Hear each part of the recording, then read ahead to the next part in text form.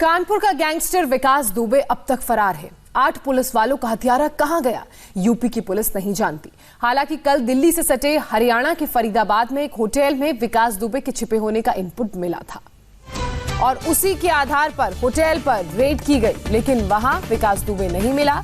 Hotel से 2 लोगों को पकड़ा गया है। कहा जा रहा है कि दोनों विकास दुबे के करीबी हैं। उधर इस मामले में यूपी की कार्रवाई से सीएम योगी नाराज बताए जा रहे हैं, जिसके बाद पुलिस पर बड़ा एक्शन हुआ है। पुलिस के एक बड़े अफसर का ट्रांसफर कर दिया गया है। चौबेपुर थाने के सभी पुलिस वालों को लाइन हाजिर कर दिया गया है और 200 से ज्यादा पुलिस वालों का फोन सर्विलांस पर है। अब सवाल ये उठता है कि आखिर 8 पुलिस वालों को शहीद करने वाला यूपी का ये गैंगस्टर कब पकड़ा जाएगा।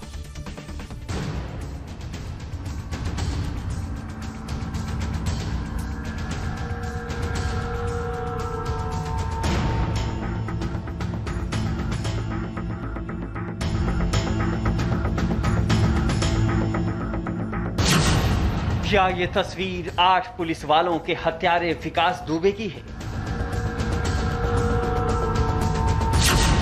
क्या विकास दुबे हरियाणा के फरीदाबाद के होटल में छिपा था? क्या हिरासत में लिए गए 2 लोग विकास दुबे के ही गुर्गे हैं? पुलिस को खबर मिली थी कि दिल्ली से सटे हरियाणा के फरीदाबाद में विकास दुबे घूम रहा है, छिपने के लिए ठिकाना तलाश रहा है। यूपी एसटीएफ को यह तस्वीर मिली। पता चला कि तस्वीर फरीदाबाद के इस होटल के बाहर की है। शाम में 3 बजे फरीदाबाद पुलिस यूपी एसटीएफ के साथ होटल पहुंची है। एक एक रूम को खंगाला गया। नीचे से लेकर ऊपर तक पुलिस तलाश करती रही, लेकिन विकास दुबे नहीं मिला। हम इस समय फरीदाबाद के श्री सासाराम गेस्ट हाउस में मौजूद हैं। यहाँ पर आप देख सकते हैं ये सीसीटीवी के अंदर जो फोटो आई है ये कहीं ना कहीं विकास दुबे से मिलती है। बताया जा रहा है कि एक शख्स जो है वो यहाँ पर तकरीबन दोपहर को 12:30 से 1 बजे के बीच आया था। उसने अपना नाम अंकुर बताया था और यहाँ पर वो गेस्ट हाउस की सीढ़ियाँ चढ़ता है। और आप देख सकते हैं ये जगह जो है, मैं जगह आपको दिखाना चाहूंगा, बिल्कुल ये ठीक यही जगह है जहाँ पर वो शख्स जो है वो खड़ा हुआ था, जिसने अपना नाम जो है वो अंकुर बताया था। जगह से ये जो पीछे से अगर आप देखेंगे तो ये जो तस्वीर सामने आ रही है उसके अंदर ये जगह जो है वो सामने आती है और इसी में ये शख्स खड़ा हुआ था। कहीं ना कहीं तस्वीर जो है इसकी विकास दुबे से मिलती जुलती है। होटल वाले ने बताया कि 12 बजे ये शख्स कमरा लेने आया था। पास में कोई पहचान पत्र नहीं था, इसलिए कमरा नहीं मिला। अब शहर शहर और गली गली इस चेहरे की तलाश हो रही है, लेकिन पुलिस वाले देर शाम इस होटल से 2 शख्स को पकड़ कर ले गए। खबर है कि दोनों विकास दुबे के गुर्गे हैं। पुलिस फिलहाल तो कुछ नहीं बोल रही है, लेकिन दोनों से रात भर पूछताछ होती रही। पुलिस के लिए विकास दुबे की गिरफ्तारी अब एक चुनौती बनती जा रही है। कानून और व्यवस्था को मजाक बनाने वाला गैंगस्टर आज 6ठे दिन भी फरार है। ये फोटो हम आपको दिखा रहे हैं, ये शख्स यहाँ पर एक खड़ा हुआ था। हमें नहीं पता कि ये शख्स कौन है, लेकिन ये विकास दुबे हो सकता है, कोई भी हो सकता है। लेकिन ये बताया गया कि ये शख्स जो है वो अंकुर है, जो इनको पैन कार्ड यहाँ पर आकर दिखाया। और सबसे अच्छी बात यह है कि रोमी ने रूम जो है वो श्री सासाराम गेस्ट हाउस में उनको नहीं दिया। तो ये फोटो हम आपको दिखा रहे हैं, ये शख्स कौन है कौन नहीं है। लेकिन इसी कुछ इन्फॉर्मेशन पुलिस के पास थी। Faridabad police, UP police, Rajasthan police यहाँ पर पहुंची थी और उसके बाद यहाँ पर जो है वो जो रोमी है उनसे भी पुलिस ने पूछताछ की। विकास दुबे अभी तक मिला नहीं है, लेकिन पुलिस और उसके बीच साठ-गांठ की खबरें सबको चौंका रही हैं, क्योंकि ये सच अब बाहर आता जा रहा है कि हवलदार से लेकर एसएसपी तक विकास दुबे को सलाम ठोकते थे। शहीद सीओ देवेंद्र मिश्रा की चिट्ठी और मोबाइल डिटेल से कानपुर के पूर्व एसएसपी अनंत देव तिवारी पर भी सवाल खड़े हो गए हैं। चिट्ठी और मोबाइल में मिली रिकॉर्डिंग से पता चला है कि देवेंद्र मिश्रा ने एसओ विनय तिवारी और विकास दुबे के रिश्ते का खुलासा किया था। पूर्व एसएसपी अनंत देव तिवारी पर आरोप है कि उन्होंने बार बार शिकायत के बाद भी विनय तिवारी और विकास दुबे पर कोई एक्शन नहीं लिया। मतलब विकास दुबे को बचाने और बनाने में पुलिस अधिकारियों की भी साठगांठ थी। लेकिन अनंत देव तिवारी पर एक यही आरोप नहीं है। विकास दुबे का करीबी जय वाजपेयी के साथ भी अनंत देव तिवारी की तस्वीर सामने आई है। जय वाजपेयी वो शख्स है जो विकास दुबे के पाई का हिसाब रखता था, अवैध धंधे को सफेद करने का काम करता था। और अनंत देव तिवारी उस गैंगस्टर के साथ पार्टी कर रहे थे। अब सीएम योगी अपराधियों के साथ पुलिस के गठजोड़ को देखकर गुस्से में हैं। बताया जा रहा है कि जिस तरह से अब तक मामले की तफ्तीश हो रही है उससे सीएम योगी काफी नाराज हैं। शायद इसी का नतीजा है कि कई पुलिस अफसरों पर गाज गिरी है। आईपीएस अनंत देव का तबादला हो गया है। उन्हें एसटीएफ से हटाकर पीएसी में भेजा गया है। कानपुर के चौबेपुर थाने के सभी 68 पुलिस वालों को लाइन हाजिर कर दिया गया है। लाइन हाजिर किए गए सभी 68 पुलिस वालों के कॉल डिटेल खंगाले जा रहे हैं। इनके अलावा यूपी के दूसरे 200 पुलिस वालों के मोबाइल फोन भी सर्विलांस पर हैं। इनमें ज्यादातर पुलिस वाले कानपुर के चौबेपुर, बिल्हौर, ककवन और शिवराजपुर थाने के हैं। बिकरू गांव में 8 पुलिस वालों के नरसंहार का आज छठा दिन है, लेकिन अब तक इस तस्वीर के अलावा पुलिस के पास कुछ हाथ नहीं लगा है। UP police UP MP border, UP Nepal border तक पर 24 घंटे नजरें गड़ाए हैं। कानपुर से निकलकर जाने वाले हर हाईवे, हर सड़क, हर टोल, हर नाके पर 2.5 लाख के वांटेड की तस्वीर लगा दी गई है। हर टोल की सीसीटीवी तस्वीरें दर्जनों बार देखी जा रही हैं। बंद पड़े होटलों और गेस्ट हाउस तक की तलाशी ली जा रही है, लेकिन अब तक हाथ खाली है। वहाँ के पुलिसकर्मियों को वहाँ से हटा दिया गया है। कुछ भी पुलिसकर्मियों के विरुद्ध निलंबन की भी कार्रवाई की गई है और विवेचना के दौरान अगर कोई भी दोषी पाया जाता है तो उसके विरुद्ध अवश्य ही कार्रवाई विधिक रूप से की जाएगी। विकास दुबे को पकड़ने के लिए उसके दूर नजदीक के हर रिश्तेदार, दोस्त, जान पहचान वालों के घर तक पुलिस हो आई है, मगर विकास दुबे का कोई सुराग नहीं मिल रहा। 2.5 लाख के इनामी और 8 पुलिस वालों के हत्यारे विकास दुबे को पकड़ने के लिए पुलिस की 40 टीम, सैकड़ों जवान पिछले 5 दिनों से पंजों के बल खड़े हैं। सवाल है, आखिर कब पकड़ा जाएगा चौबेपुर का गैंगस्टर विकास दुबे? 6 दिन हो गए हैं, लेकिन यूपी पुलिस के हाथ अभी तक खाली हैं। राज्य के सबसे बड़े गैंगस्टर विकास दुबे का अभी तक कोई अता पता नहीं है। पुलिस उसे ढूंढने के लिए नेपाल से लेकर चंबल तक अपनी नजरें टिकाए बैठी है। घायल सिपाही अजय कश्यप ने पूरी आप बीती सुनाई। इंडिया टीवी से बातचीत के दौरान उस रात एनकाउंटर में एक घायल सिपाही ने अपनी खौफनाक रात की पूरी कहानी बताई।